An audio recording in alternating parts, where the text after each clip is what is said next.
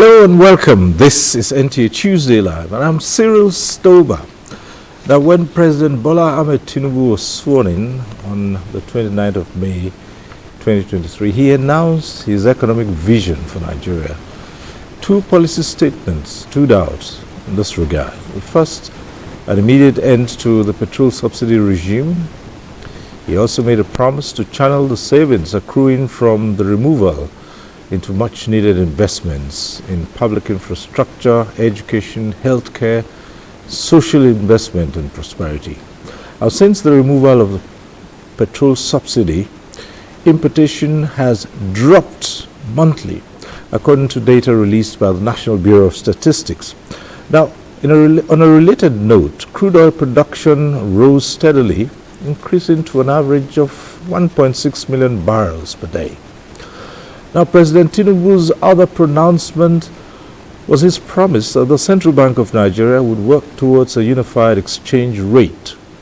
Now, without jettisoning its operational independence, the CBN took the step of loosening control of foreign exchange rates, allowing access to foreign exchange to take place at market rates determined on the principle of willing seller, willing buyer. Now, these are part of several other critical reforms initiated by the federal government, including the civil and public services reforms targeted at rejigging the engine room of government. Now, these issues will guide our discussion on understanding federal government policy reforms tonight on NTA Tuesday Live. But before we go into the discussion, let's get to see this report put together by correspondent Neka Oku. President Bola Tinubu's administration at inception placed significant emphasis on economic reforms and development, implementing various initiatives in the past year to stimulate growth and stabilize the financial environment. At the heart of these reforms was the removal of fuel subsidy aimed at reducing government expenditure and reallocating funds to critical sectors. And at that point in time, the subsidy burden was about 400 billion every month. And if this situation has continued, I can tell you in today's market condition, pricing in the market and also the FX regime, we would have been dealing with close to 1 trillion naira of subsidy every month at this point in time. We simply don't have those resources anymore.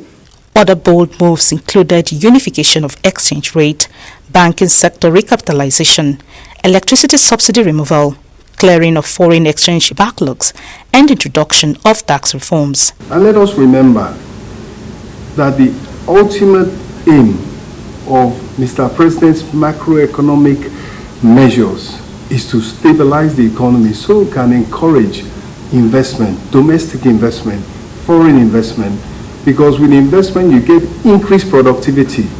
That leads to growth. That leads to creation of jobs. That leads to reduction of poverty. That's the overall aim and trajectory of Mr. President's policies.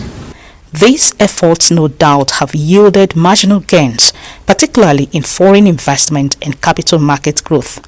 But the real test was translating these policies into tangible benefits for Nigerians amid challenging times. The inflation that got reduced in the month of July and August is simply a function of farm produce, because you recall that during that period we had a lot of farm produce such as tomato, yam. This actually bring down the level of inflation, but it's what we can still sustain. You recall President Bola Ahmed Tinubu declared state of emergency on food security, and if we can sustain or can work on our supply chain like he said, we can have irrigation, we can have all-round farm season, and farmers can really get supported whereby they can be farming throughout the year. I think we can actually enjoy such thing. But the major push of our inflation is food. In response, President Tinubu unveiled a 2 trillion naira stabilization plan to mitigate the reform's impact. A comprehensive strategy was also implemented to stabilize food prices and increase availability within 180 days, in addition to approving a new minimum wage of 70,000 naira for Nigerian workers. As we know, the consumer price index is 50% food, so where you achieve a reduction in food prices, you achieve huge reduction in the overall inflation rate. So there's a strategic import program in the short term, in a very short term, and that program involves bringing in agricultural raw materials for millers, for food processors, whether wheat, maize, even brown rice, which can be milled by the millers locally. Experts are optimistic the government will maintain efforts towards promoting agricultural production while hoping for a stronger and more stable naira to stabilize import costs. In Abuja, Neka Uku. All right, that report sets the tone for tonight's discussion. Let me introduce our guests. We'd like to welcome to this program tonight Ibrahim Dasuki Arabi. He is Director General of the Bureau of Public Service Reforms.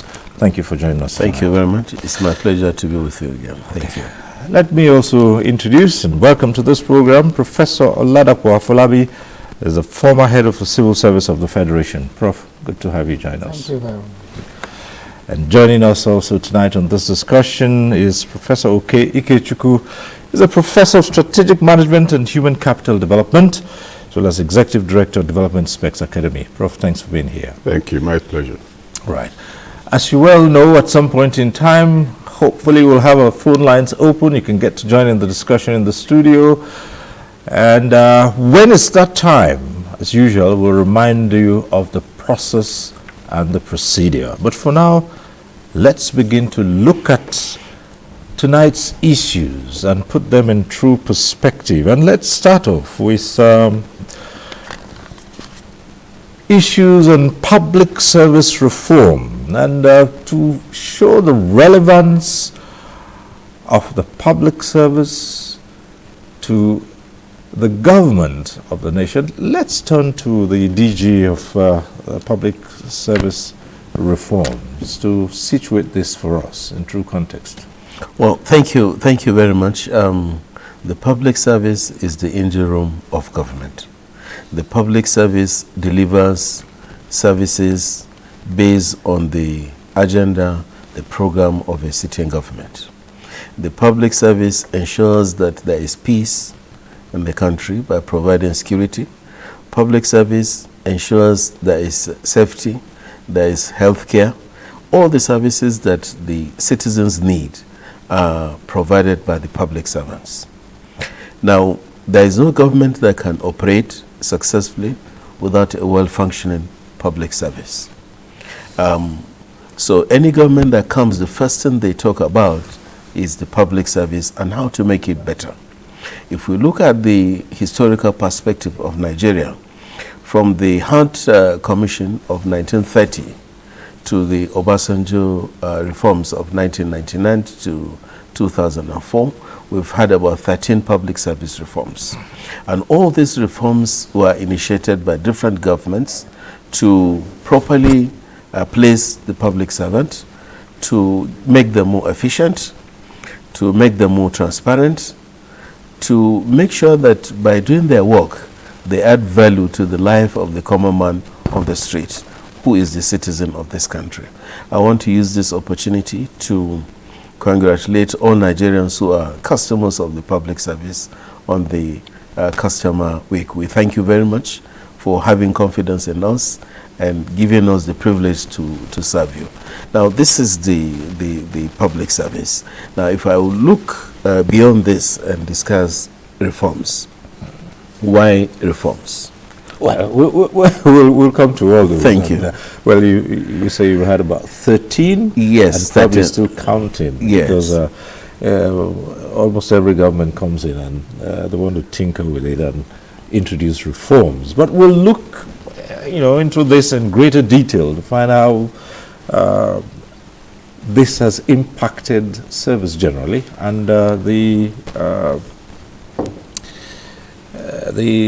government itself. But let's come to a former head of the Civil Service of the Federation, Professor Afolabi, and we ask you the same thing to situate correctly for us why the service is even necessary given all that it's gone through, the need for a constant review and upgrading, and has it justified its description as the engine room of government? Thank you, Cyril.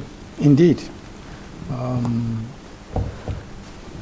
From time immemorial, if there had been an alternative to civil service in delivering dividends of democracy or taking care of the overall well-being of the populace, we would have thrown away civil service a long time ago. But here we are, we inherited it, although in the olden days, in the monarchical system, in the traditional system, there was something like that, but were not this formalized. The servants, the errand people, the custodian of the tradition and delivery of messages and programs of government, they were there in those monarchical days. With the modernization, we found that we inherited exactly what they gave us, the colonial masters. Mm-hmm. And over time, we have identified that just as human beings that must be routinely maintained, especially at older age like this, we must go in and ensure that there is the well-being of that person. So the civil service that people revisit, rejig from time to time, is because we have to amend ourselves that we can deliver efficiently, be relevant, be cost effective, and at the same time be people-centered, people-oriented. So anytime you find any government noticing some of these not really accurately in place, they come back to revisit. As you said, there are more than 12, 13 reforms that we could properly document, and items that governments have looked at from time to time, well over 60. But as it is, I would say we're in good place. People are conscious that you cannot be running a new car with an old engine. And this is why from time to time we have to revisit, rejig, and ensure that civil service is prim and proper. All right. Thank you so much. Well, Prof. Kechuku, this all ties in with the concept of human capital development, and of course the bureaucracy made up of those who are in public service, in the civil service. You need to build their capacity. And we've had up to 13 more reforms. But if you look at it today, is it the kind of service that you could say is responding to changing times, or still deeply steeped in the colonial bureaucracy which we inherited?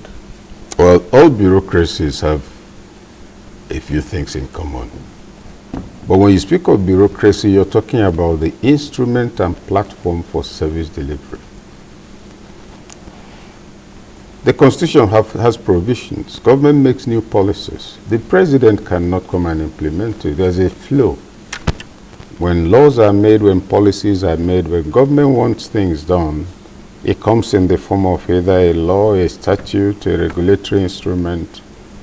To make that translate into what will impact society, that's the job of the civil service. So first of all, it's indispensable in the modern state. As was observed earlier, no matter how far back you go in history, there are always people who provide service. The king says, I want the road to the village stream cleared. His job has finished. That road gets cleared because people from the palace will make announcements. There are those who are in charge of supervision. There are women leaders who are in charge of clearing the stream. There are young men who clear bigger bushes. That in itself is actually, if you want to speak strictly, civil service before the modern conception of civil service. Now the colonialists came and gave us limited skills. They needed clerks and file keepers because their business was to create a handful of people who can service their ability to take raw materials out of here. They also invested in transport, but that's simply in order to convey goods to the ports. So you can describe that civil service. And that's why you find today an inheritance from that time. Every file has top secret on it. Even a file announcing lunch. That's an inheritance. But moving, clearly the service is also self-correcting and environmentally sensitive. And that's why reforms have had to come. Initially very instrumental, just improving processes, not trying to rock the boat. The fact that a Bureau of Public Service reform exists today is a battle that took a long time. I recall our involvement with it when I was SA2 Minister of Transport. I recall also, in fact, the one in education, I chaired the reform committee. What's the idea of a reform? This phone has a form. You find that it can't quite fit into the space available, so you modify the form. But in the case of the civil service over the years, when we speak of reform, people don't think it's just no. There's always new content being added. So it's structural, if you like, root and branch. But you know, the new ideas will come, but that's different from everybody internalizing it. That's the difference between what you call material and non-material culture. You have very progressive ideas. I remember before Tunji, I think that's Olopa, you know. At that time, I remember the much we did with him. The civil service, if you look at what the possibilities existing in the BPSR and what it is, the actual, what you're seeing on the table happening in the civil service is not more than 30–40% of what has been fully conceptualized, which can happen and which will still happen. The other challenge or the other fact is that human capital development is critical to reforms. And I'll cite an example that till today, in my view, remains a scandal.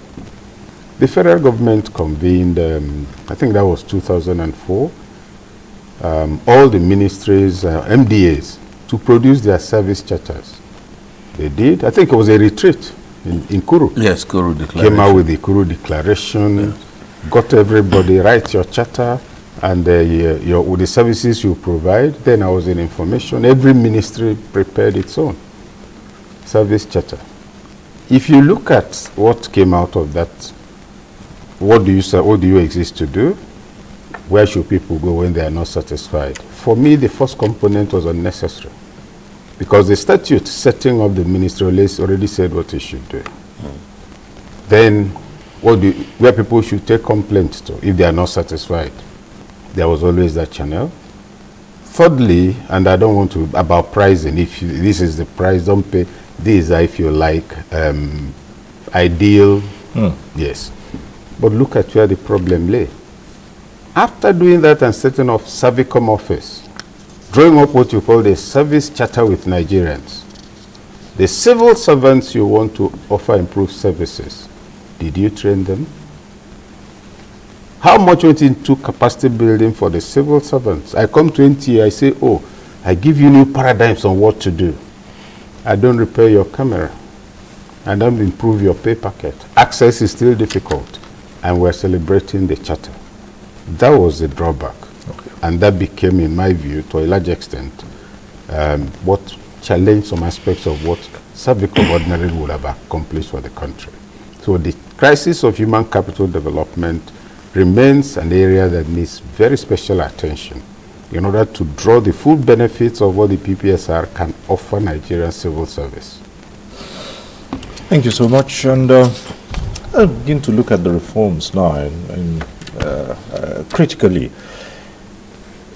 One that comes to mind is the recent 2021-2025 strategic plan. Why was this necessary, and what's the input in this? Okay, thank you very much. Before I get to that, there are two strategies. The first one is the National Strategy on Public Service Reforms, which came up around 2007, 2008, which we revise every 3 years.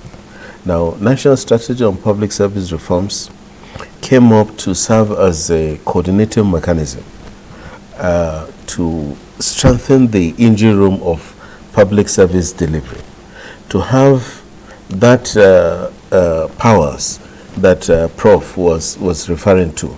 There is a document, there is an institution responsible for driving reforms, for initiating reforms, and for harmonizing reforms. National Strategy on Public Service Reforms has 4 pillars. Pillar 1 is looking at the institutional situation of ministries, departments, and agencies. When we came here, we commended NTA. The studio is looking good, it's perfect. And this is how we want every ministry's department and agency's office to be clean, well organized. But beyond that, to be safe and comfortable for Nigerians, that you don't have to bribe your way to get in to see a minister, to see a director, or to see anybody. And that pillar is driven by the Office of the Secretary to the Government of the Federation, and all anti-corruption agencies and other key agencies of government are working under the SGF to drive that pillar. Pillar 2 is looking at National Development Plan as the socio-economic environment. How far have we gone in terms of producing development plans and running those development plans? You know that over years we have not developed national development plans until when the ERGP came, and that was just for short term, and the economic sustainability plan. Now we have the national development plan. These are the aspirations of pillar 2 of the national strategy on public service reforms. Pillar 3 is looking at public financial management. And what we plan to do in 2007 was to digitalize public financial management 100%. And that was when we came in with JFMIS, IPSAS, Treasury Single Account, BVN. Now, why were we thinking of that? The whole world's attention was looking towards the use of IT, digitalizing public service delivery process. And one of the reasons why the Bureau was set up was to help government improve transparency and accountability and fight corruption. Now, adoption of the use of technology upon the space that now civil society have access to how much government is spending, how much is coming into the treasury account of government. Whoever is running or managing resources of government doesn't have the sole powers to protect and guide what he's doing, but the system is open. So we have improved transparency, accountability, and we've been able to generate data for policy decisions and to guide government in taking decisions. Pillar 4 is looking at civil service administration. That pillar is driven by the Office of the Head of Civil Service of the Federation, and that is where Prof's comment is coming up and is relevant, because that is where the human capital in the civil service is. So around that, we have planned over the years to professionalize the cadres in the service, most especially the professionalization of human resource managers within the service. These are some of the recent reforms around the civil service that have come on board. Then the adoption of performance management. There's an executive order backing that. It has been adopted that gone are those days that whether you come to work or you don't come to work, your salary will be paid, your promotion is assured. You are going to have KPIs, key performance indicators, their operating procedures in your ministries, or department and agency. That means you are accountable and you are expected to produce a result. Where you succeed, you know within yourself that you have succeeded and you are good for promotion, salary increment, recognition, and other things. And where you don't, then you have yourself to blame. Looking at human capital, COVID-19 has come to show us that we need to change the way we work. So there is that need for us to upskill and reskill the performance of public servants. Along with COVID-19 came the adoption of artificial intelligence, blockchain, and many other IT outlets for public service delivery that are coming. Either we welcome them or we don't welcome them. They are coming to us, knocking at our doors. So that pillar is looking at reskilling the performance of public servants. So a lot of specialized trainings were put in place, Smart P, Lead P, to upgrade the skill of public servants and to make sure that they're able to provide the 21st century public service that Nigerians are entitled to. Also around that, we introduce a reward and recognition system. If you are following the news, you must have seen during the public service day, a lot of public servants won prizes.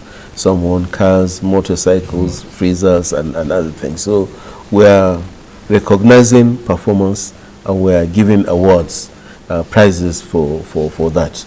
Now, this was an idea that came to us many years ago when BPSR worked with Ernst & Young before we pushed this to the Office of the Head of Civil Service of the Federation. But we're trying to go beyond that and say, let's emphasize less of money and see how we can give rewards and recognition in terms of sending people to go to Harvard University for specialized courses and other things. So this is what Pillar 4 of the strategy is doing. Now, that Pillar 4 is what is covered by the Federal Civil Service Strategy under the Office of the Head of Civil Service of the Federation. Comprehensive. You've just told us about all those things, but there are a number of basic issues which have been bedeviling the civil service from time, and they're still being addressed. That is keeping in mind the various reforms that have been put in place. But in addition to our discussion in the studio, we also have a number of reports which will be taken at this point. Let's start off seeing this report from Lagos.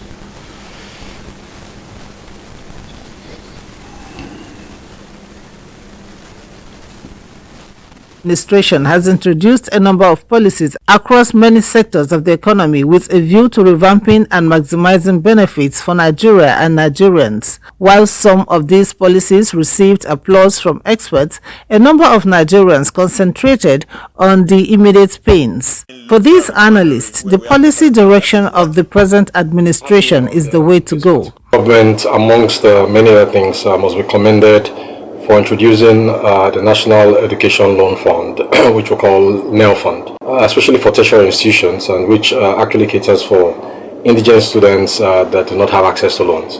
I believe they are providing such funds in the excess of about 400 to 500,000, and the systematic process through which the students are able to access these funds is a good plus for the educational sector, and it will really help people to fund their educational dreams and aspirations. The removal of fuel subsidy and then the unification of the exchange rate. So for the removal of the fuel subsidy, what we can all agree on, at least most people can agree on, is that it is a right policy. But there seems to be a bit of challenge in how we went about implementing that policy. So, because we were not ready for how things will play out, we did not have if this happens, this is how we're going to react. If this other thing happens, this is how we're going to. We did not have all of that. So, we ended up learning on the job, being reactive rather than being proactive. And we're still struggling with it even as at now, though I think we might be approaching some element of stability. To cushion effects of the immediate pains and bring about lasting results of its policies in the various sectors of the nation's economy, the federal government also designed a number of intervention programs. Steps around removal of a certain tariff from certain products. Let me give an example of maize. Apart from direct consumption of maize is a major input into poultry food, into animal food, not just poultry, even fish food and all the rest. whatever affect the price of feed will affect the price of fish, it will affect the price of chicken.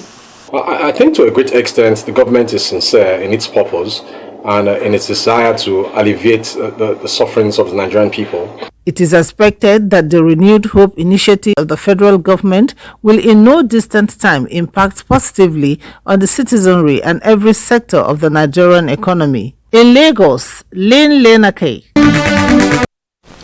All right, let's get to see this other report from Kano. Since his assumption into office and the subsequent removal of fuel subsidy, President Bola Ahmed Tinubu has directed his focus towards creating programs and projects designed to uplift local economies and alleviate poverty.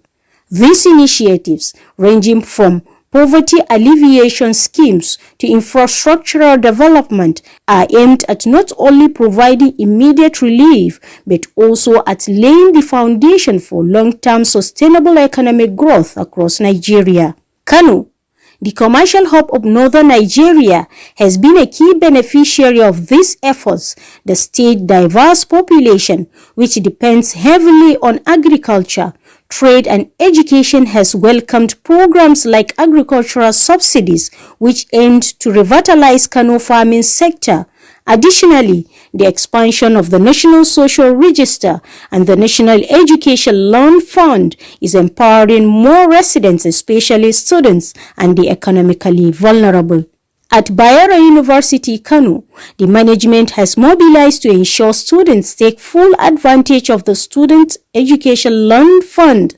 The loan scheme offers not only a means of financial relief, but also a hope of brighter future for students who may otherwise struggle to complete their studies. NEL Fund is a blessing to students, it's a blessing to Nigerian universities, because immediately after the release of the first tranche, my registration percentage shoot up.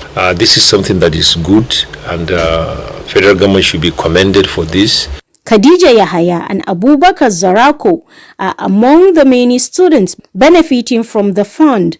Khadija, a second-year Islamic student, says the loan has allowed her to stay focused on her studies without worrying about how to pay her fees. I was very happy the time that I heard about NEL Fund. If not because of this NEL Fund, probably we will get the massive dropout. Recently, the Federal Ministry of Information has commenced a massive campaign to enlighten the public on the various programs and how to access them. So many things are not easy, but the introduction of this CNG, it is going to make life easier. Before, I was not aware of this loan, not until I attended this sensitization program. And I'm ready to access this loan.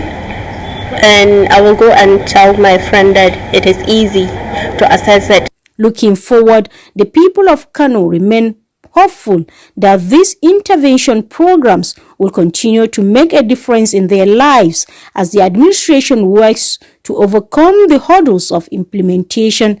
The goal remains clear: to lift millions out of poverty and create more prosperous future for all Nigerians. In Kano, Yahanasa Hassan Baro. Back here in the studio, first of all, Olabi, one of the greatest challenges to the service has been a constant change in government policy, or what you might refer to as policy somersaults. No sooner than a policy is enunciated and the service begins to get used to implementing it, then a new administration comes in and it is jettisoned, and there's a whole U-turn. How has that impacted service? Policy immaturity, policy longevity, reduction, and all sorts of terminologies for that. It's a disease.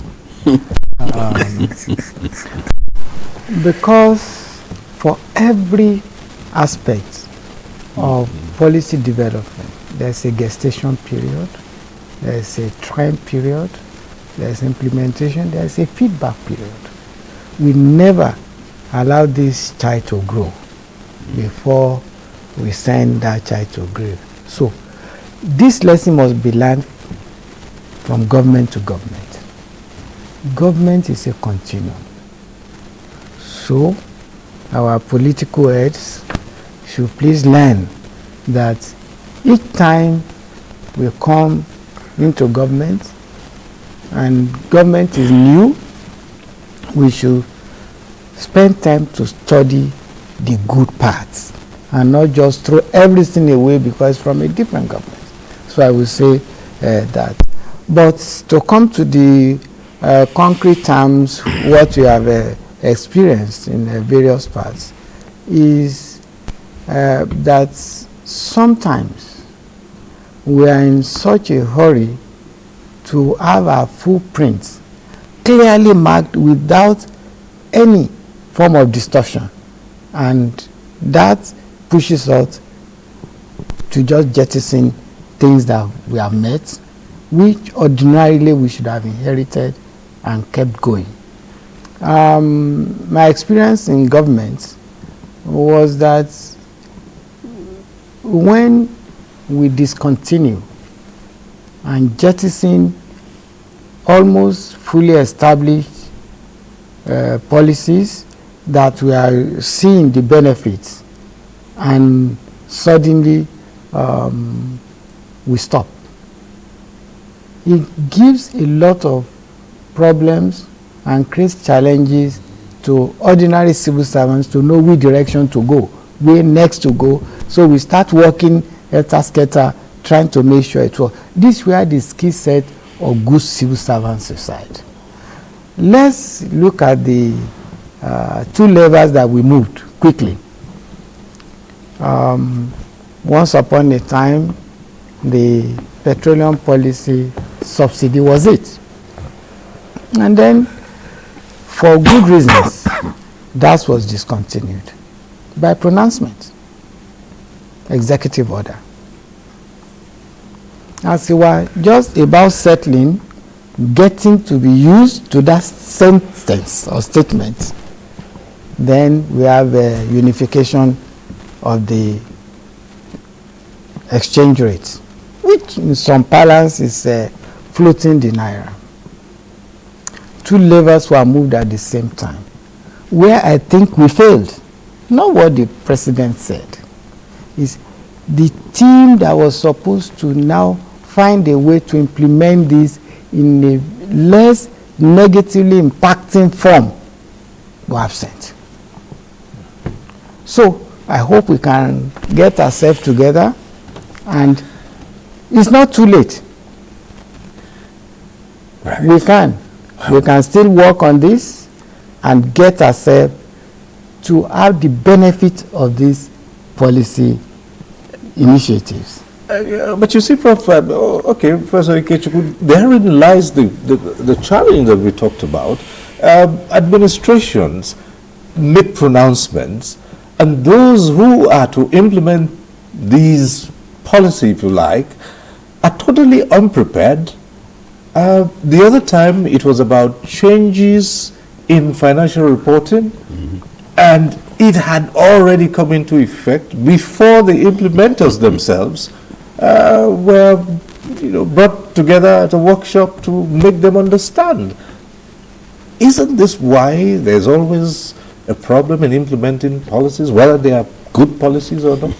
I'll take them from three angles. Every policy at the point of formulation is well intended. In other words, it's unlikely that the government will set out to make a policy in order to make people suffer. So there's a question of intention. Then there's a crisis of continuity. My ego is bigger than the National Stadium, and I've just taken office, and I want people to say, okay, Ikechukwu policy. So it doesn't matter what's on ground. Political and leadership immaturity. There's nothing new about it. There's a long history.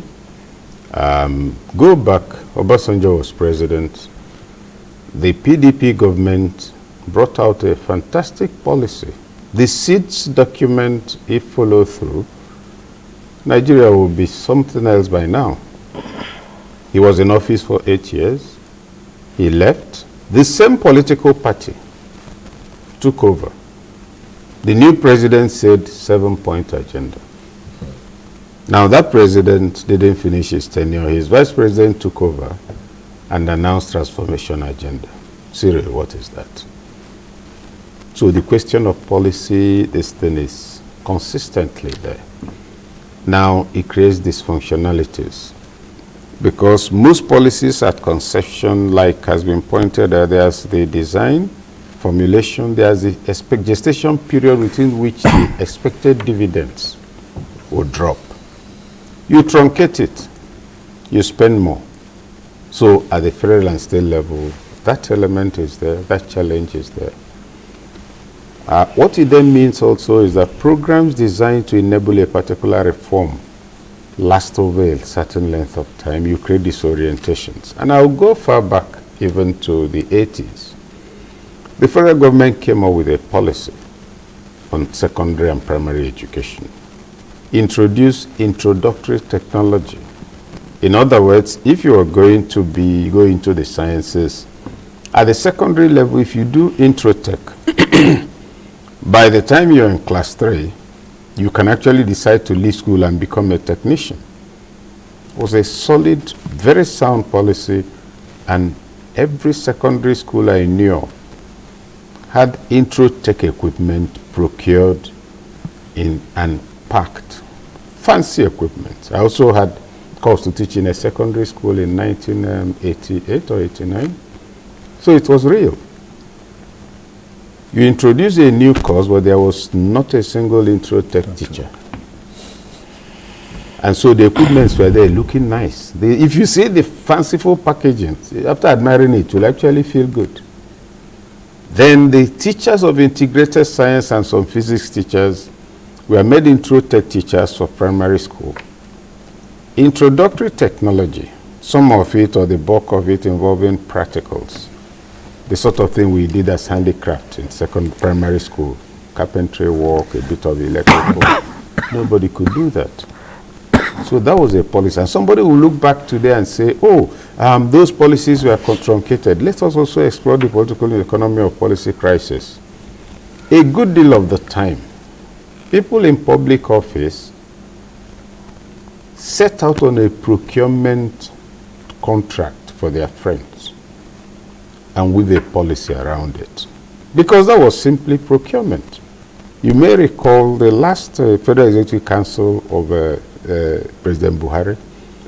They approved that council before he came the second time. At the end of the last Executive Council meeting, that council approved the establishment of 6 model secondary schools in the 6 geopolitical zones and had a budget of 4.2 billion for it. Fantastic idea. 4.2 billion, 6 model secondary schools that will be the best for others to emulate. My question is, what is the purpose of a school? To turn out human capital. I'm in the area of human capital development. Now, if you want to a new school to turn out people into the economy or into the system, you're going to take about 3 to 4, 5 years to build a school, so it hasn't brought out anybody. Another 5 or 6 years or 7 to produce the first SSCE graduates. They still can contribute to it. You've blown 12 years or more on money which, if you took 4.3 billion, 4.2 billion, there are 100 and something unity schools and federal government colleges in Nigeria. Divide it among them. You will have 100 and something model secondary schools, because many of those schools, some of them don't need more than 300 million to be different. So you see, there are 3 things at play here. 1, political immaturity that will make people want to say, my agenda, my policy. Forget, they don't look back to remember that their predecessor and the one before him, they all had their banners everywhere, but nobody can remember their forwarding address. So there's that political immaturity that makes them think that the day they took office was the day the world was created. That's at one level. At another also, it is this fact of an elite drive for sharing booty being packaged as policy, whereby contracts are awarded. Investment in education infrastructure is marketed as investment in education. All of us here know that a new classroom cannot teach you how to spell your name. A computer computers in the room and a smart board cannot deliver anything when there's no teacher who can operate it for the students, when there's no enrollment, etc. So you find that the disconnect also comes from the level of conception of the intent of policy and the level of understanding of governance issues by those who are leading. Then thirdly and finally, you have the crisis of the moment, that the national values have dropped so pathetically that it's about daily survival now. To that extent, when you're designing a policy, everybody is watching how it will affect them. We used to be citizens, now we're indigents. Let's still, just on education, before I very quickly go on political and end it there. The best academic should be the vice chancellor. Not because he can study. If he has no administrative skills, please don't make him a vice chancellor. Vice chancellorship is about leadership, it's not about research. So here is this fellow who has hands-on administrative experience, understands the system, can relate with the town, do town and guy. He's the ideal person. That's why some schools outside this country will appoint an administrator who manages the place as a business. So here is Prof here, who is the best to be our vice chancellor. And the vice chancellor is in my state, though he's not from my state. He can be vice chancellor. Now that's how bad it has become. So you're thinking of a national policy that will drive development. Some sections of the country hold a meeting and say, it will affect us badly. We must make sure it doesn't work. So this will, of course, bring us to the other question about certain practices or policies of government with regard to public service, which I know you're familiar with, and how the reforms over the years have either touched on or not touched on this. I'm talking about the quota. Have reforms over the years addressed the matter of quota? Well, thank you. If I will ask, what do you mean by quota? Well, quota system? Yes. Okay. Now, quota system has been captured by the Constitution of Federal Republic of Nigeria. And that is why by the laws established or created in this country, we have the Federal Character Commission that is supposed to ensure that every citizen or every zone or region of the country is equally represented in terms of appointment, allocation of resources, allocation of projects and programs of government. I think government has been trying as much as it can to make sure that that law is followed and that people of character and standing are appointed into that commission to make sure there is equity, there is equitable distribution of resources, positions of government. However, in any case, just like Prof has said, we can have the best. Implementation becomes a problem. And that is why Pillar 4 of the National Strategy of Public Service Reforms is looking at cultural reorientation. How do we make ourselves to rethink and become citizens of Nigeria? Think of Nigeria first before ourselves. If we succeed in regenerating that idea, that ideology, I think we'll improve on that. I want to go back a little bit to what my senior colleagues have spoken about policy somersault and other things. To us in the reform space, we feel that reforms have DNAs, just like living things. Now, based on the circumstances that they find themselves, they can change and mutate to something else. And the consequences are either positive or negative. If you look at reforms 2004, when BPSR was created to date, what we have seen incremental interest by succeeding government in ensuring that they proceed or they carry on with those reforms. However, the speed of adoption, implementation, reduces when there is a new government. Now, 2007 National Strategy on Public Service Reforms to date has not been questioned by any government. And we're still implementing what we have planned to implement within that strategy. Right. And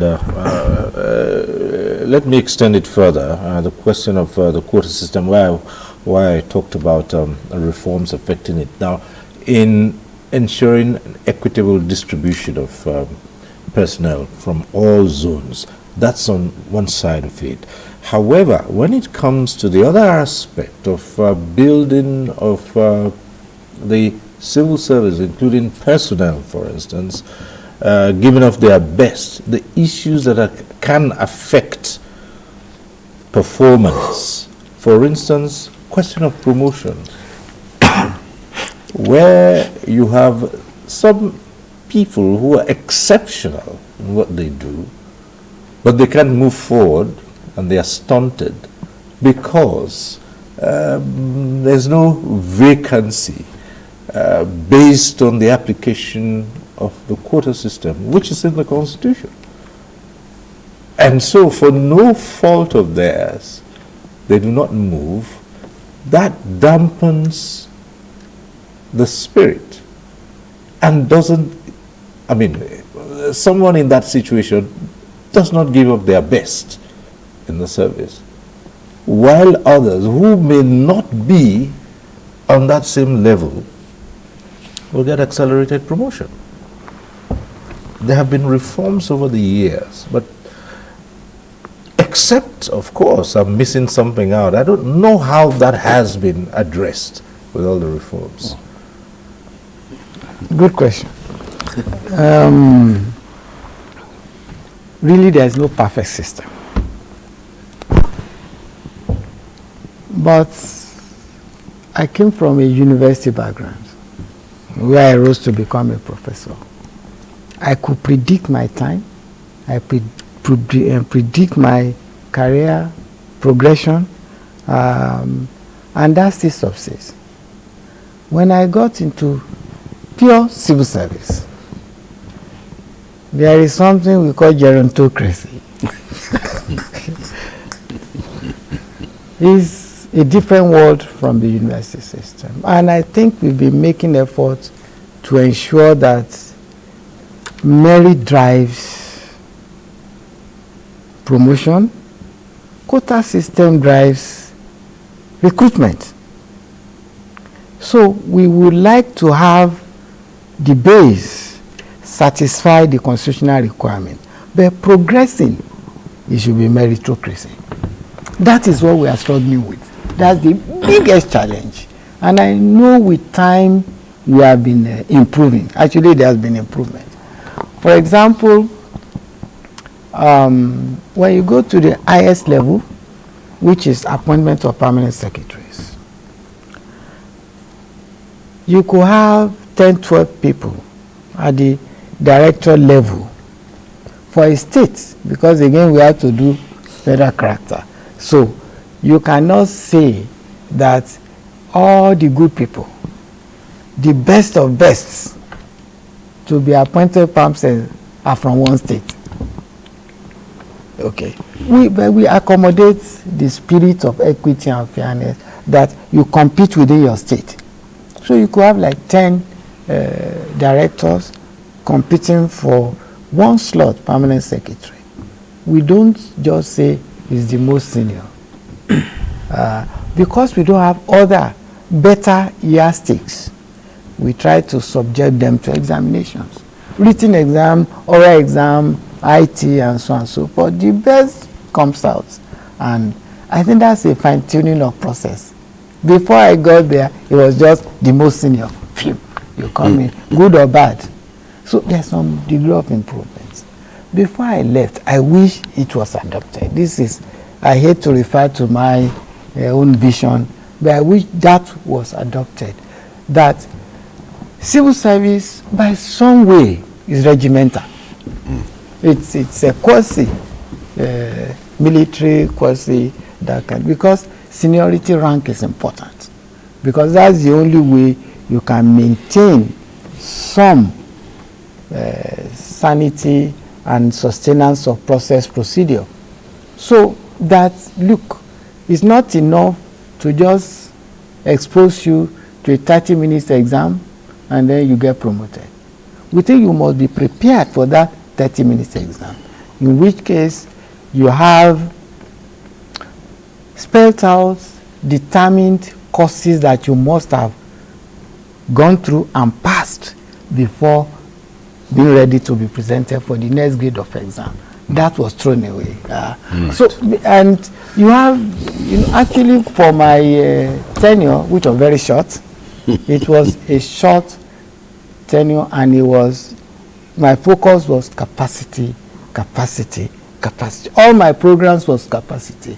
And I hope that as we also make progress, going forward, capacity will still be ringing, human capital development, capacity, and the federal character will only be limited to the recruitment stage and not as you progress. When you are strong, you are good, you make progress based on merit.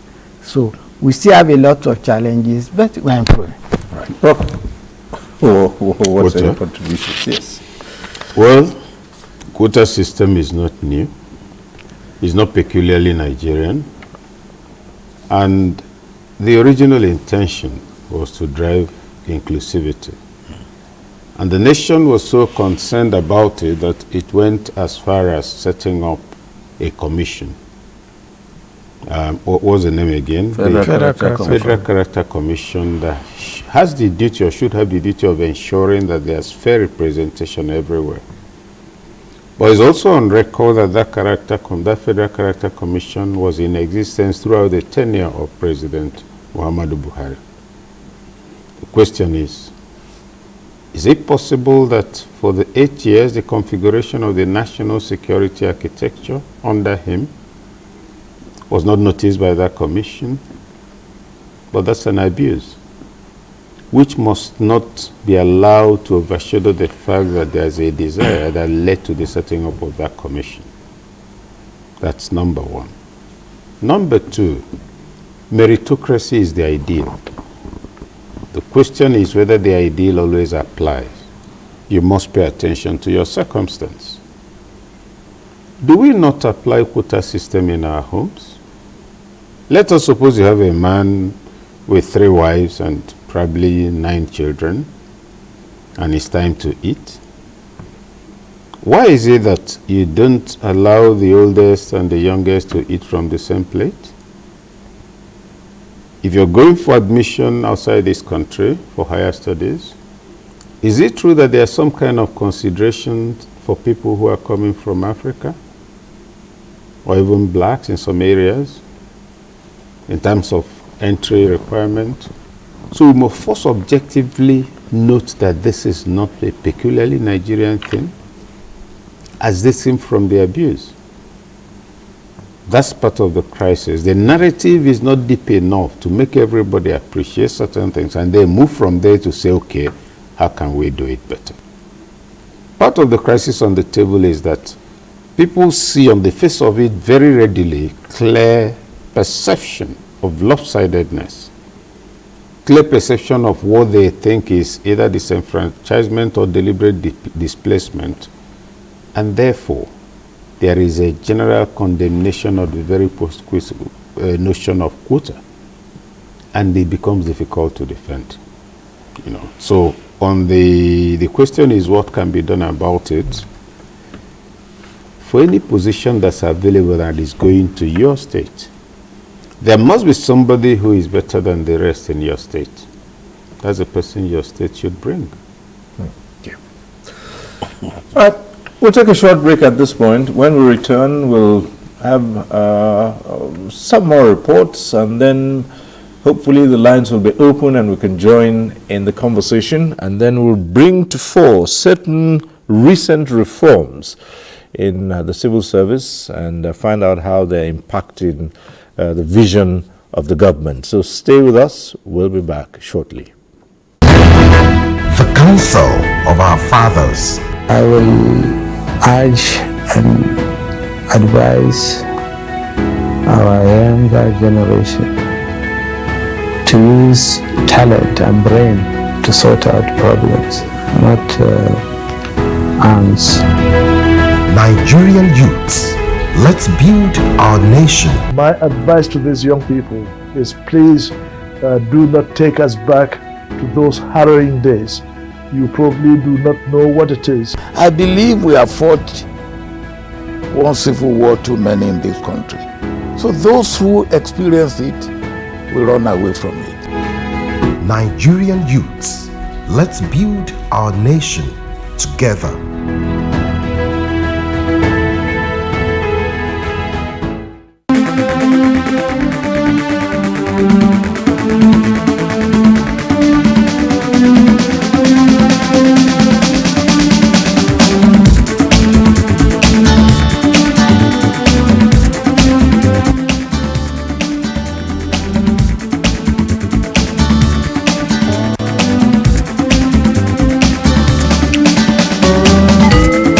NTA Tuesday Live, a network issue-oriented innovation talk show.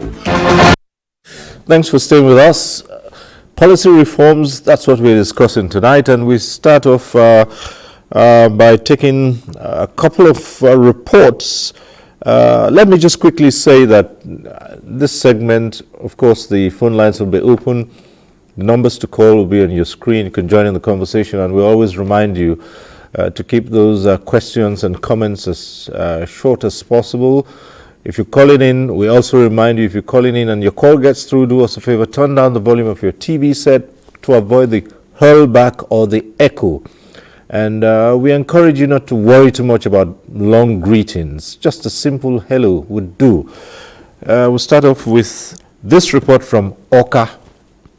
Mr. President's policy reforms anchored on his renewed hope agenda has three core mandates of growing the economy of the country, lifting over 1 million people out of poverty, and creation of enabling environment for the growth of other critical sectors.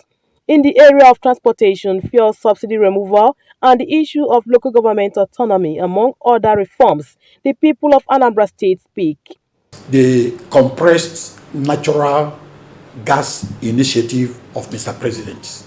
This initiative, seeks to reduce our over-reliance on fuel consumption.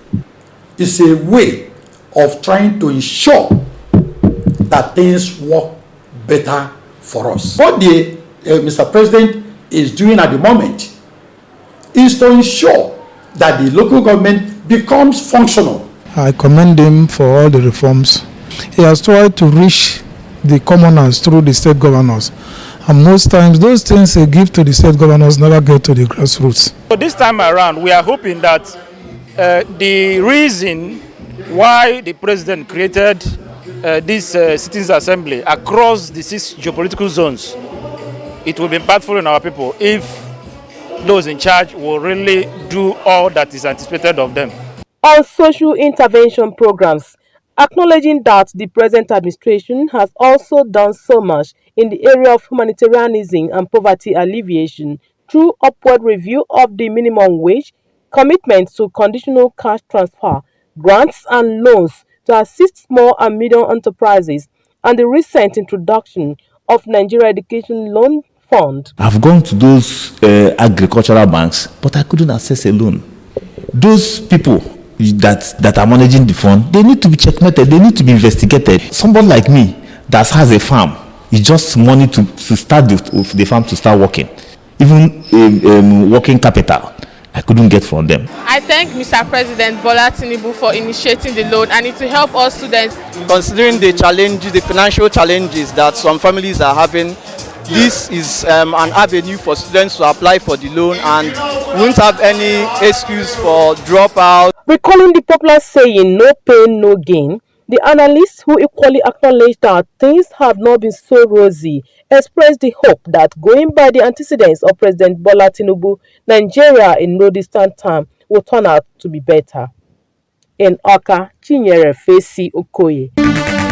All right, from Oka, we go on to Port Harcourt.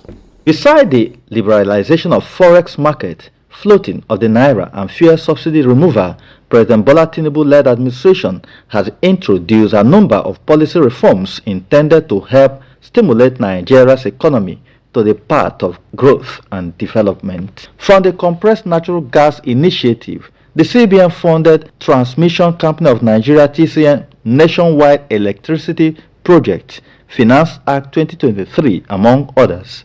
The intention is to address key bottlenecks that impede development and ease of business transaction.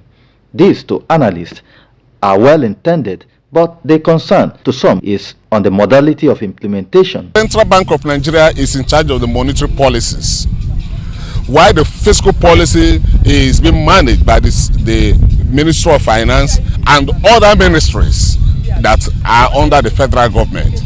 And the central bank cannot achieve economic stability alone through monetary policy manipulations. The fiscal policy must be up and doing. CNG policy, fantastic. Implementation, we are not there. Right now, just only very few companies are putting the CNG gas in operation, and in very scanty ways. That's not what's going to drive the economy. You need at least 200 to 300 centers that is placed in different parts, of Nigeria. We are anticipating growth in the nation. We hope that we will get better resources, better listening ear from the government. One big issue is cost of power. What are the measurement benchmarks in place to ensure that the policy implementers drive the process to achieve the desired objective? Observers want the government to put in place effective feedback mechanism such that will take into cognizance noticeable shortcomings and take appropriate remediative actions for effectiveness and intended results to be achieved. In Port Harcourt, Kingsley Amajiri. Right, back here in the studio, let's turn to the DG of the Bureau of Public Service Reforms.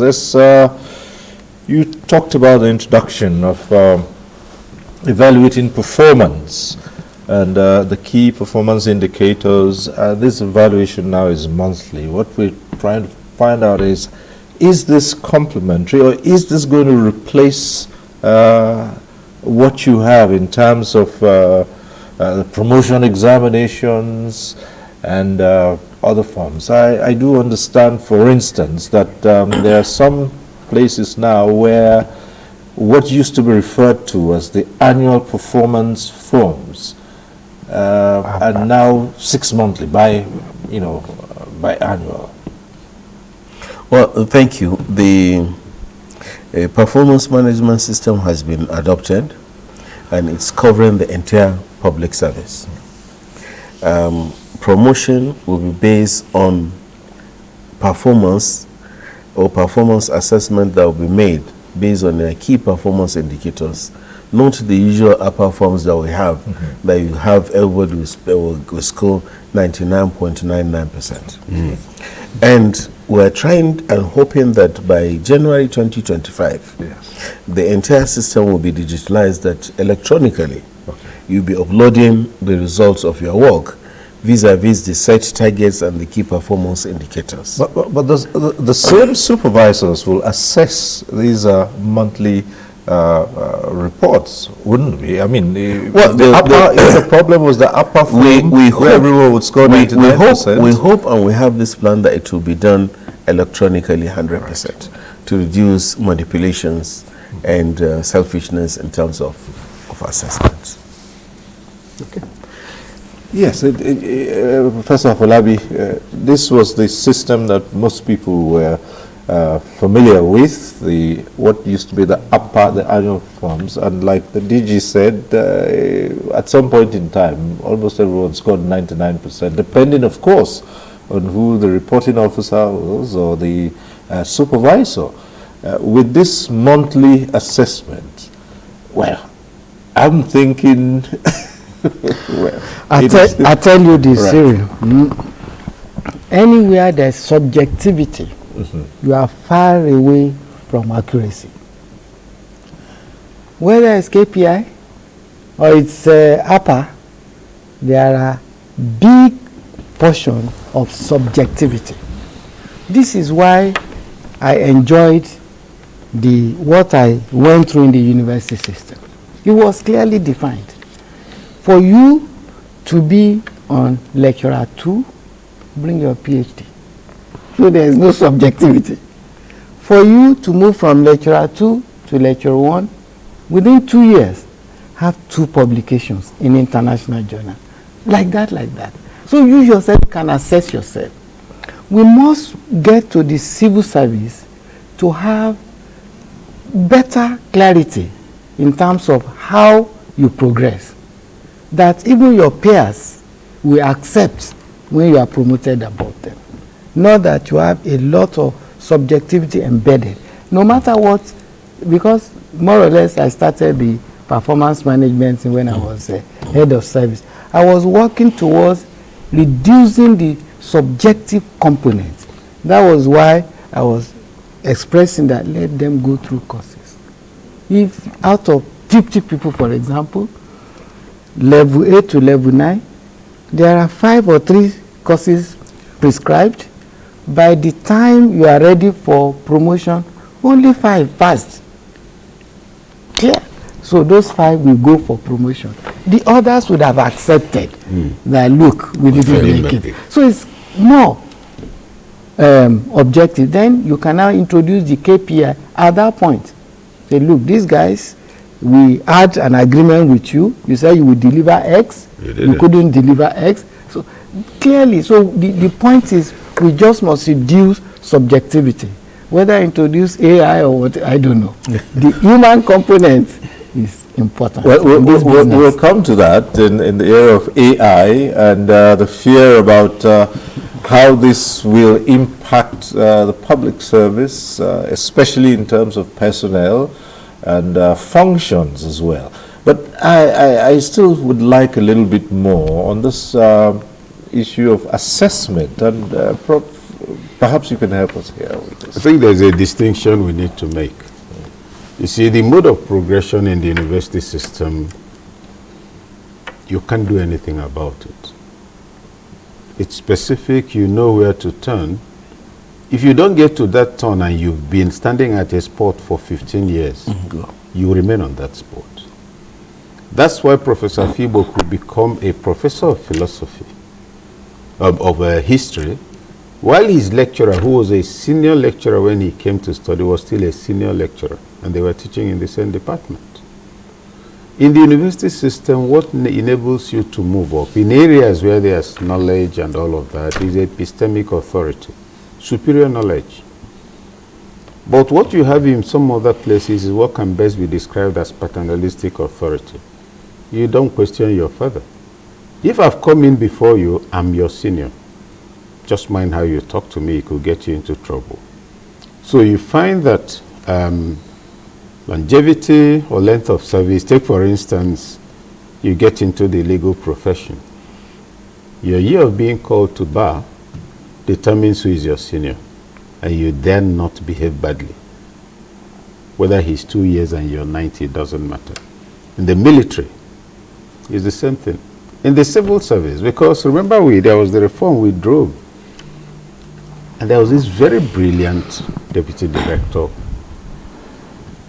After we left, she was moved back to her position. Look at you, stupid girl. You think where are you? And she was and then we had somebody who was coming to represent the finance minister, I think, at that time. In the committee, was making all kinds, deputy director, making all kinds of suggestions.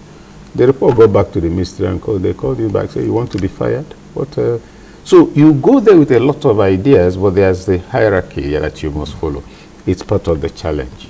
And there's not too much anybody can do about that because it's become tradition. That tradition, remember Nzoguku in 1966? He was a major. You ask yourself, what kind of soldier is that? He went on TV already and announced he had taken over, and that the commanders, the equivalent of GOCs, should now take charge of wherever they were. You're a major, you're not a colonel, you're not a lieutenant colonel, you're issuing instruction to brigadiers. Ojukwu, who was a colonel, I think, yeah? Colonel? Yes. He just laughed. He said, the fellow must be on drugs. That there's been no instruction. It doesn't happen in the army. and all of that. So that's part of what needs to be taken into account also, that it presents a kind of hurdle. You have the culture of the services that are considered conservative services, the military, the public service, the civil, all of that. They are mostly tradition driven, and position is often connected with time of engagement. Double promotion is not what you find flying around in such places. So genius is acknowledged in the academia. That's why you could finish based on a paper. Okay, they say, okay, you must have written 2 papers in an international journal to become a lecturer 1. And in the space of that 2 years, you've written 8. Nobody can stop you. When I wanted to leave Unilag, after I had sent in my paper, the VC said, no, how can you call the Professor Akiri? How can you allow that boy to go? What are you mad? Get him. He sat me in his office. He said, look, we're advertising for so and so position. Come in. You generate enough papers, but I wanted to leave. The point being made is that excellence is the legal tender. Scholarship is the legal tender, but that's a different world. And that's why when Prof came to the civil service, I think you had bruises all over your body. Well, two things I'd like us to look at, and DG BPSR. First, the relationship between, now, all these reforms, you find that they should be applicable across board. That's with the core ministries and departments and agencies. However, there are certain agencies which, by the nature of what they do not exactly fall into the civil service proper. But these reforms also affect them. For instance, in terms of reporting time, the number of hours, daily hours, and such. Now, that's on one side. And I also like us to look at the relationship between the core civil servants and the political heads of the service. Well, thank you very much. When you look at my opening remarks, we had 2 strategies. First one is the National Strategy on Public Service Reforms. This is applicable to the entire federal public service. While the Federal Civil Service Strategy applies to the core civil service, which is the engine room of the service itself. Where we have problems and issues are usually, I think, with the traditional or the conservative arm of the public service, like the Army, the Navy, the DSS. This morning we released the financial index for Nigeria. Most of the military and parliamentary agencies scored 0 because by law they say they are not supposed to publish some of their activities. Example, when you say your procurement, the military would not come and tell you they've bought armor tanks from so place, and these things. There are exceptions to that. But generally, the laws are applicable. So how do you harmonize all of these? Well, the services are peculiar. The laws establishing those kind of services are different, and that is captured in the space of public service. But the main ones that we're doing, the ministries, departments, and agencies, these reforms and these laws are applicable to all of them. And you must just key into it. Because when you look at the performance management system, the president has signed a contract, ministers have signed, and it's supposed to cascade down. It says that the minister has KPIs, he must report himself. The citizens will also be following him to ensure that he's performing, and there are evidence of delivery vis-a-vis the target set for him. You must do it. When it comes to treasury single account, you don't have any option for now, except there's special consideration by the president. You must key into it. When it comes to GIFMIS, there's no way you can pay your contractor wherever you are in the public. As long as you are funded by national budget, you must go through government integrated financial information management system. The same thing applies to IPSAS. We're having problems now and issues with around some of the most intelligent people we have in Nigeria that have decided to reject IPPIS. All right. Yes, which to us is one of the best things that had happened to this country. But quite a number of places are opting out of that. And it would seem as if the more clout you have in government, you can get out of it. Yeah. Well, I don't know if it is clout. The academic branch of Nigeria, from day one, head of service, you know that your colleagues rejected IPPIS, and to them, they feel IPPIS was the idea, the making of World Bank and IMF of Nigeria. That's why from the incubation stage, we didn't see them attend our meetings and discussions. And now they're able to explain to government, convince government, and they're getting out of it. I'm hoping that we'll get to a position where everybody will understand these innovations and key into them. Now, all the innovations that we have introduced, either adoption of international best practices or results of research and assessment of what we need to do to improve the quality of service that we deliver, that brought these reforms into existence. Well, Prof. Thank you. As much as I agree with the DG in terms of universality of reforms in some areas, there should always be some specialization, some peculiarity, because one cap cannot fit all. Very difficult. Very, very difficult. Take the case of university or teaching hospitals. The implementation of IPs was strayed beyond its original intent. For example, it was to take care of salaries, control, make sure that we're in control of what we are paying, which is related to the payroll and the staff list. Now, in hospital, for example, a department that has 10 gynecologists, 8 resigned, and you have to fill 2. You have to fill the 8. You have 2 remaining. And for you to replace those 8, you must come to Abuja to get approval, and so on and so forth. In fact, 2 directors of the hospital, CMD, Chief Medical Director, were dragged to ICPC for reasons of recruitment, not that they took money. So you can see that we must study also impact of policy. Right. And so move when we see some negative impacts, rejig ourselves. So one case in point is IPs. We must rejig it for it to be applicable in all circumstances. Right.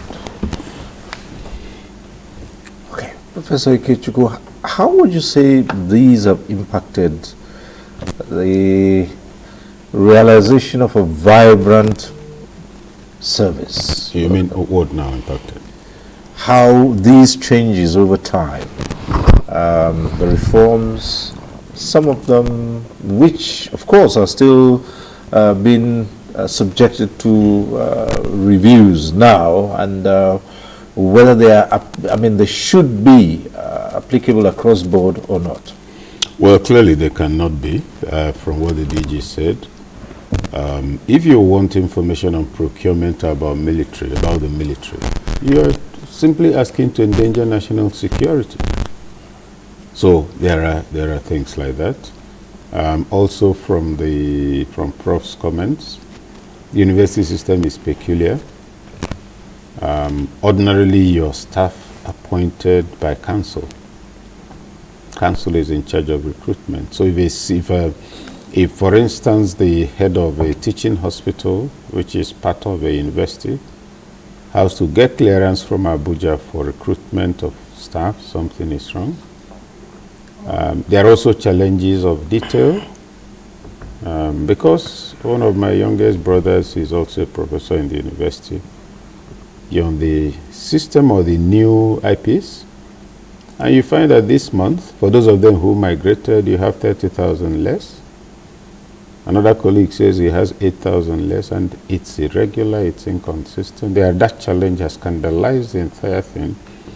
And if somebody can opt out of it, why should any other person who wants to opt out be forced to remain there? That's a question nobody has answered. And you see, without prejudice to the intention, and also knowing that you have the elaborate records of abuse, even before Konjiwala left, you remember people who were found to have filled in thousands of individuals arbitrarily, and they were all collecting the money. If there's no information security, there's no content integrity, and there are irregularities for those who have joined, and you have not fully justified it, you've taken it beyond the original intention. It now became, in fact, it became an ego thing. You people must obey. Obey what? Right.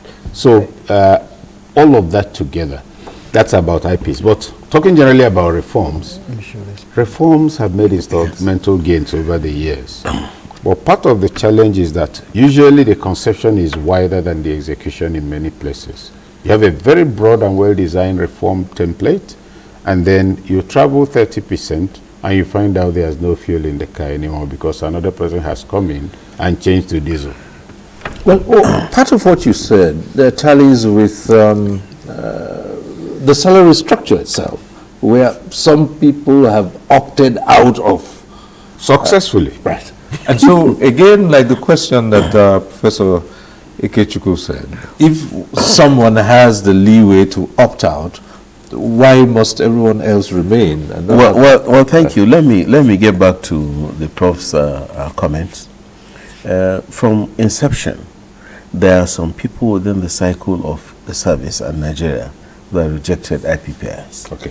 Why did we innovate or come up with IPPIs? One, to address the ghost worker syndrome within the public service, which today has been reduced by more than 90 or 99%. Secondly, to have an accurate or near accurate personnel record and number. We have seen cases, I know Professor Afolabi as head of service, he saw it. A man that is looking 60 will be claiming that he was 25 years. That has been eliminated, it has been addressed as at that time.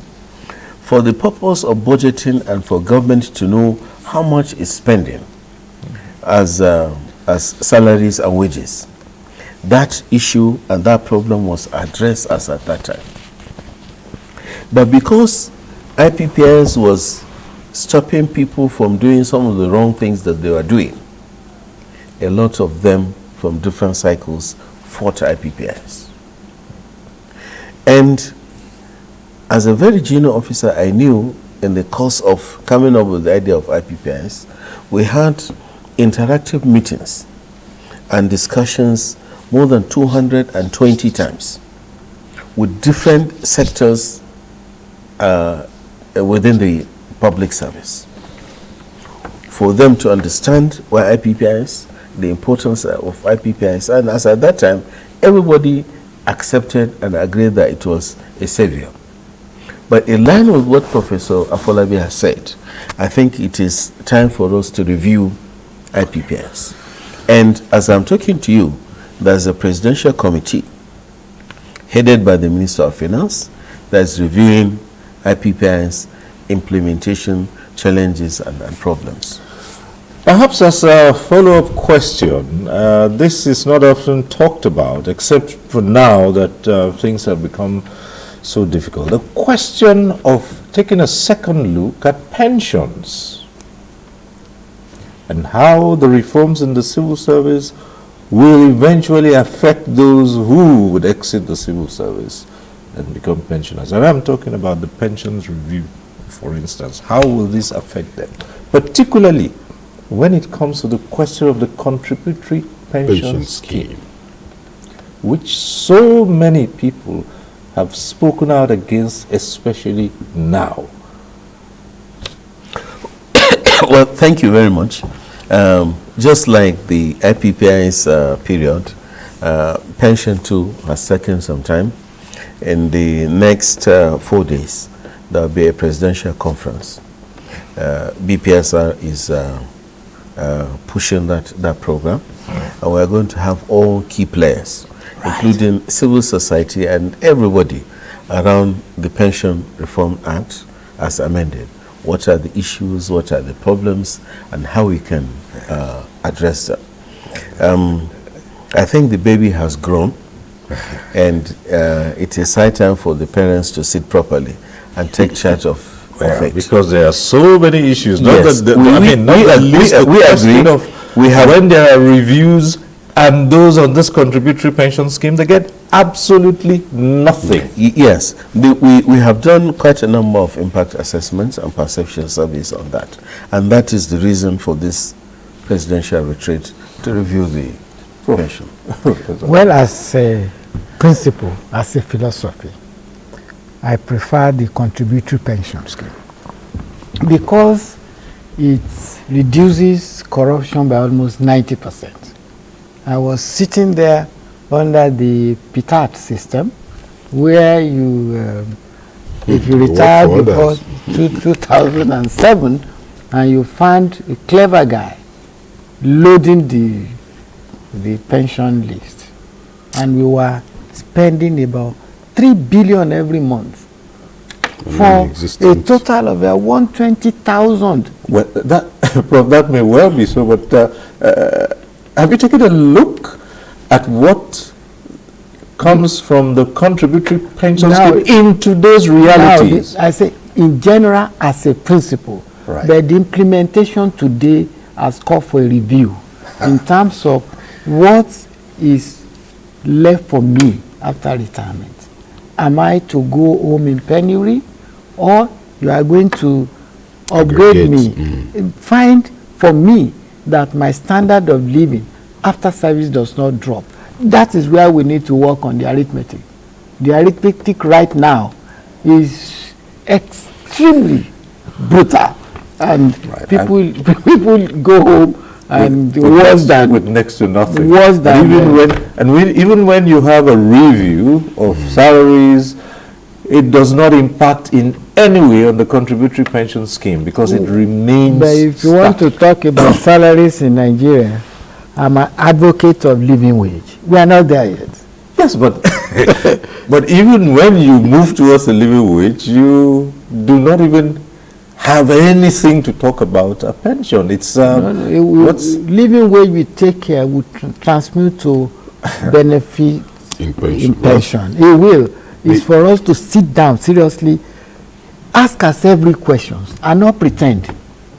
The wages I pay my staff, does it really take care of their needs, not their wants? We must answer that question. Unfortunately, the question is not addressed to me. No, it's for capital development.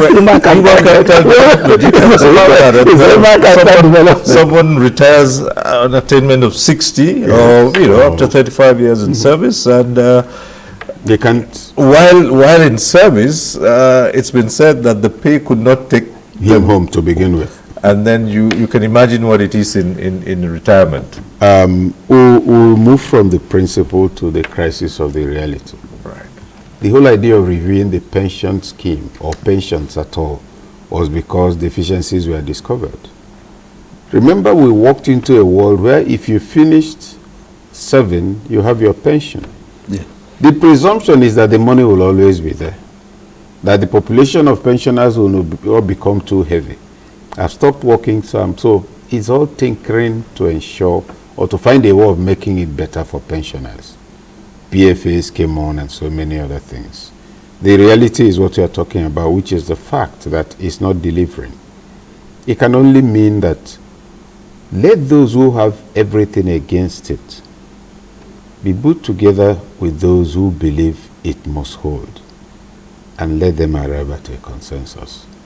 There's no other way about it. There are people vehemently opposed to it and with very good reasons and with data. Now, those who are in support of it, step forward. That's the way it can be. That's the only way it can be resolved. But people who have served need not die in penury. Therefore, the pension matter should not be seen as a debate. It's not public conversation. It's about life and death for many. Some dedicated their lives totally, diligently to service. We can't look at those who get into service today.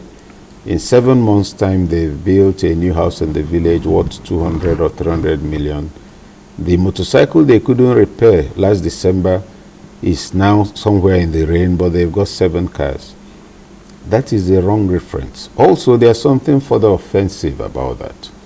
When people who are elected into office are leaving office in 4 years and they are mapping out what they are calling their pension, which 3 generations of their families, if they are working in the service, the total family tree will not have earned, it becomes doubly offensive.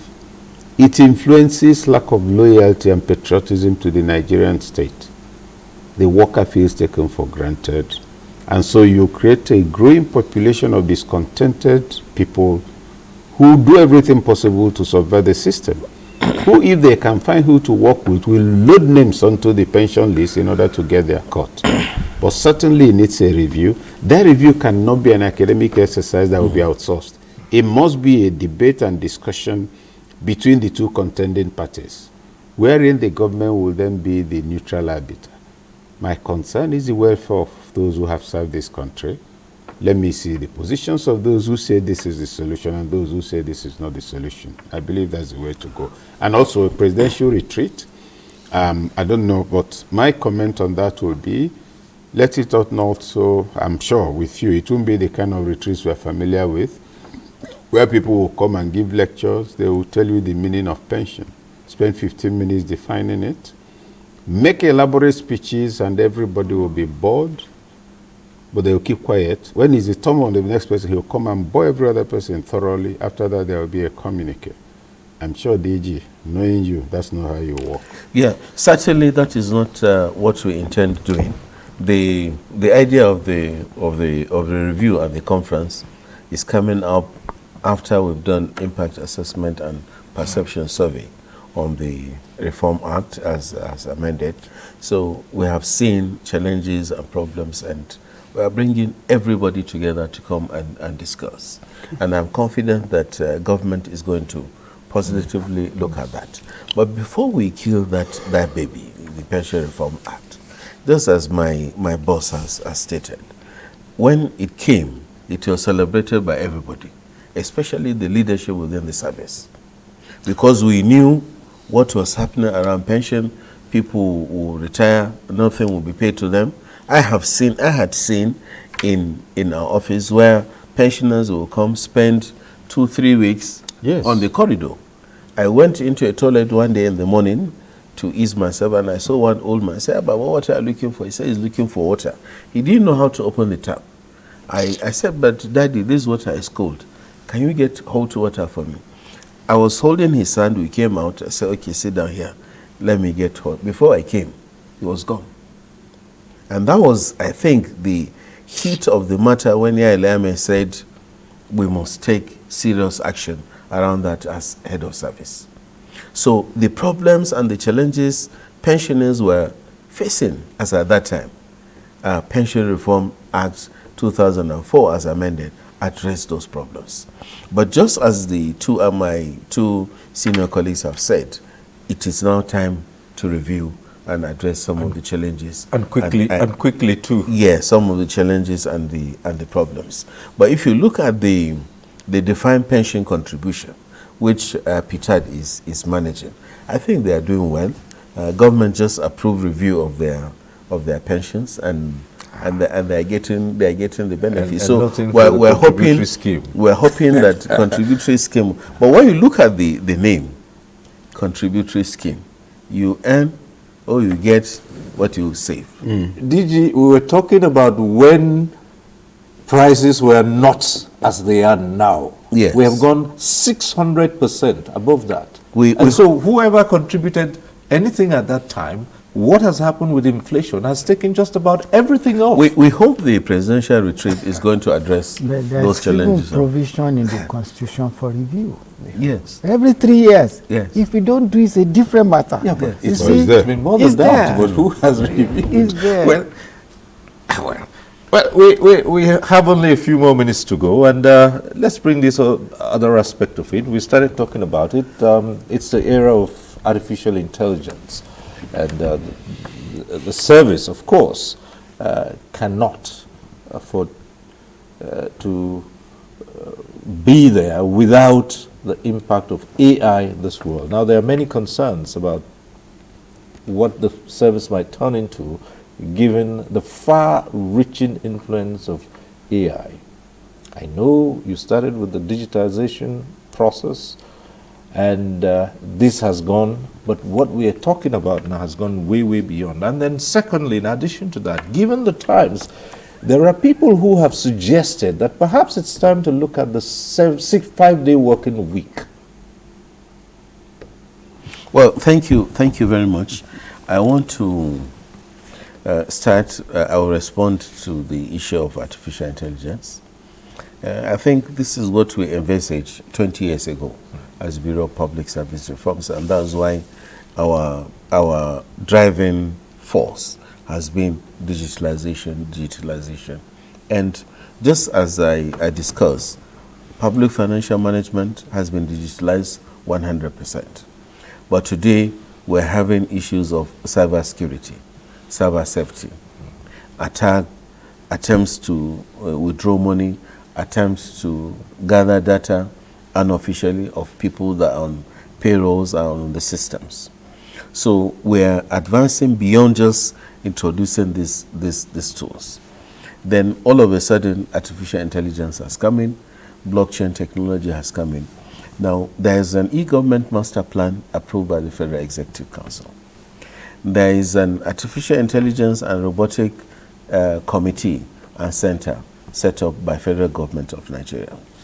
There is an IT hub in San Francisco owned by Federal Government of Nigeria. One of our houses has been converted to that to see how we can help startups, Nigerians, who will contribute more than 100 to 200 billion naira to the GDP of this country.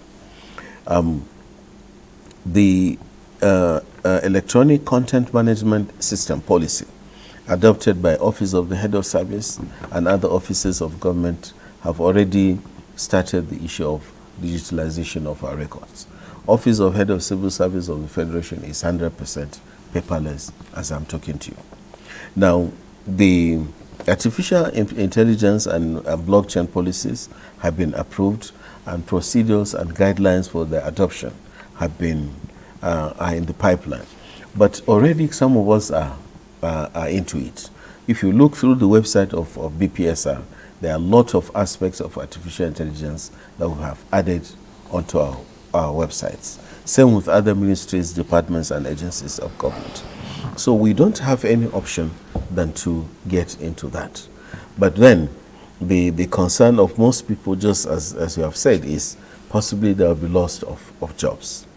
When we were digitalizing public financial management, a lot of people said 80% of accountants working in federal service will be disengaged. But what we have seen is additional roles for them within the space. So as one door is closing, another one is opening and giving them the space. And that is why what Prof had spoken about, skills development, reskilling and upskilling, so that we'll be able to train our people on how to use blockchain technology, artificial intelligence, and I don't foresee any loss of jobs coming along the line. All right. And then, of course, would you subscribe to a review of the 5-day working week? Well, I'm a human resource professional. This is happening in other parts of the world. If Nigerians fail, we can accommodate that. Why not? As long as we'll be able to utilize the 5 working days properly, add value, deliver service to the citizens. But you know what we are saying what we are projecting is in the next 10 years, if by God's mercy we are still alive, you are going to host us on an interview like this. I don't have to come from my house, and Prof will not have to come from wherever he's coming. So some of the services that will be rendered just as we are moving. Because when you look at accountants now in the federal service, wherever they are moving with their laptops, they make payments, they make a lot of things. And this is what we see that is likely going to happen. Just the way we have seen the banks, this is what is going to be seen in other sectors of the service. First of all, Abi, well, I'm a futurist. I actually presented many of happenings way back from 1995 that what we'll be having about now beyond. One thing that COVID has done was to accelerate some of these predictions. AI is there. It will come. I'll tell you, I'm glad I'm hearing some good news from Director General BPSR. But I'll say this to you. This should have been done many years ago. So whatever you will do to get us ready and start at the level where we have other parts of the world, we are really, really behind, seriously behind. And so whatever you will do to accelerate our catching on. So artificial intelligence is real. It will be part of our culture and part of the way we carry on our business. So the earlier we understood and start implementing this in service, the better. It has a lot of threats to us. It's not, my fear is not that you will lose jobs. No.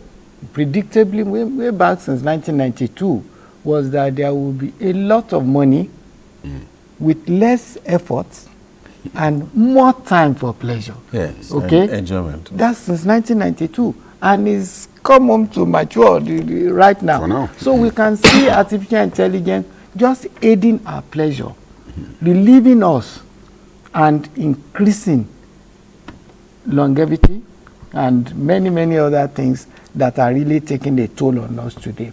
About the 5 days, you know, I believe that when a hand is not occupied, it's the devil's workshop. I would rather that we keep the 5 days in whichever form, less stress, but we are still busy and adding value. You see, this is just a philosophical thing that I would rather keep people in office 5 days a week, busy summer, and a pleasurable environment. Wanting to be there is for us to make it that pleasurable. Okay. Well, before I come to you, Professor Okeke-Chukwu, we've been having some challenges with the phone lines, and the calls haven't been coming through. However, there's a gentleman who was sent in a message, and we just thought we could quickly ask the DG, Bureau of Public Service Reforms, to address it quickly. And it says, Ghana from Abuja, and he's saying, performance of civil servant is subject to how he or she is treated by the employer. Let me give a scenario. I am a field worker. I am supposed to go to the site every day to supervise a contractor in order to make sure that his work is done. But I am supposed to take myself to the site with an allowance of 12,000 naira. What is the government doing to tackle such, and what reforms can be introduced into this? Well, thank you very much, Ghana, for that question. I want our listeners and Nigerians to have confidence in the innovation, to have confidence in the move government has taken around adoption of performance management. We are working very hard to make sure that those days of people just getting into their office and sign their register without doing anything are numbered, and they will definitely come to pass.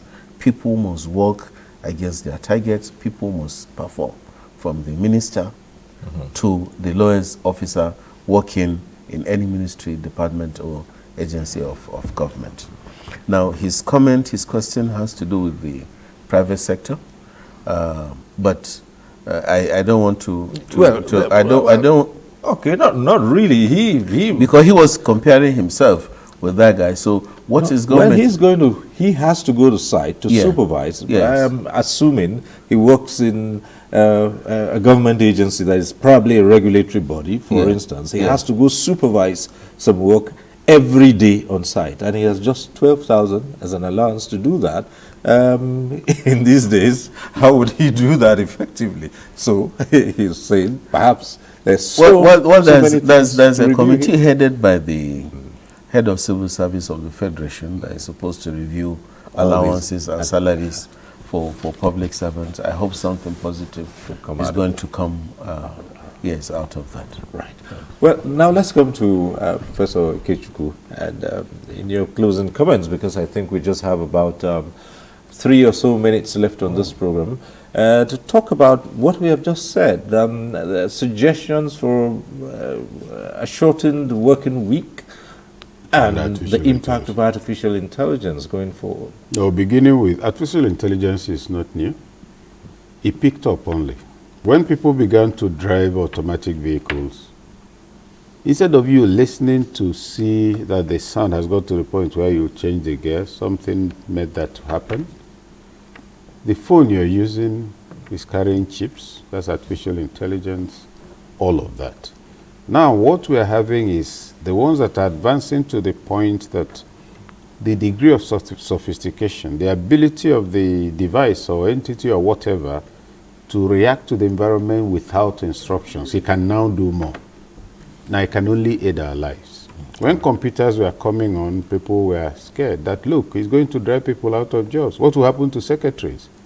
We don't have secretaries anymore. We have computers. Who has lost his or her job? You upscale. The challenge I see is in the area of information integrity and cybersecurity dangers. Yeah. Now, take an organization like NTA. Let's say you're fully automated, everything is computerized. Cybersecurity attack will increase. If, for instance, you don't have what is called network segmentation, namely, if every staff has access to the entire chain of command of digital data, you endanger yourselves, etc. So that's an issue. Right. AI can only aid efficiency, but you must have competent people who will be able to deal with that. What was the other point? The 5-day working week. 5-day working week. Remember, there was a time workers would go on break. I think it was Moritala who changed it. I think you go on break by 1 or 2 and come back to the office, and then it was all stretched. Anything is feasible. So it's not something you can take clear positions on. But when you have too many days of rest, if you're not using it for performing or anything, you must ask yourself, what national culture are we trying to create? Well, if we reduce the number of official working days. Well, it wouldn't be, strictly speaking, a matter of having the days off, but you would know. Remember, Rich has tried it in Imo State. Yes. I do know that a number of states have, they were going have to adopted farm. that, for But instance. Did you see anybody in the farm? Given the difficulties. It's a difficulty. They stay at home, they won't spend transport money. Exactly. That's all. It's not a policy move that's guided by any developmental. It's probably to eliminate the possibility of riot by hungry people. Okay. Well, we must leave this conversation at this point and thank our guests for being with us here. The Director General, Bureau of Public Service Reforms, Ibrahim Dasuki Arabi, thank you for being here with us. Thank you for having us. Thank you for how time moves so fast. Right. Just like so 20 minutes. Thank you very much. And Professor Oladapo Afolabi, former head of Civil Service of the Federation, we thank you. Thank you very much. And Professor Ikechukwu, it's always a pleasure to have you join these conversations. Thank you for sharing your time with us. My pleasure. Thank you. And that's our program today. We thank you for watching. Next week we'll be back with NTA Tuesday Live. I'm Cyril Stober. Bye for now.